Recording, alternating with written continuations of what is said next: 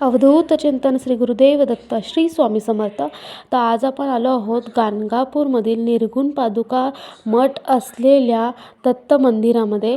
अत्यंत प्राचीन अशा निर्गुण पादुकांचं दर्शन आपल्याला इथे होतं. साक्षात देव आपल्याला या ठिकाणी भेटतात. तर निर्गुण पादुकांचं दर्शन घेतल्यानंतर आपण जाणार आहोत भीमा आणि अमर ज्या नद्यांच्या संगमावर. ह्या दोन नद्या ह्या ठिकाणी भेटल्या होत्या आणि त्यामुळेच या संगमाला भीमा अमरचा संगम म्हटलं जातं. संध्याकाळच्या वेळी इथं आरती पालखी असते. तर साक्षात दत्तगुरू या ठिकाणी नित्य स्नान करत आणि त्यानंतर औदुंबर वृक्षाखाली, नदीकाठीच औदुंबर वृक्षाखाली ते जप तपासाठी बसायचे. तर हेच हे ठिकाण आहे. 23 वर्ष प्रत्यक्ष महाराजांचा ह्या ठिकाणी वास होता. आणि त्यानंतर आपण चाललो आहोत भस्म डोंगर पाहण्यासाठी. तर इथे भस्माचा भव्य मोठा डोंगर आपल्याला पाहायला मिळतो आणि हा भस्म सर्व रोगराई मुक्त करतो.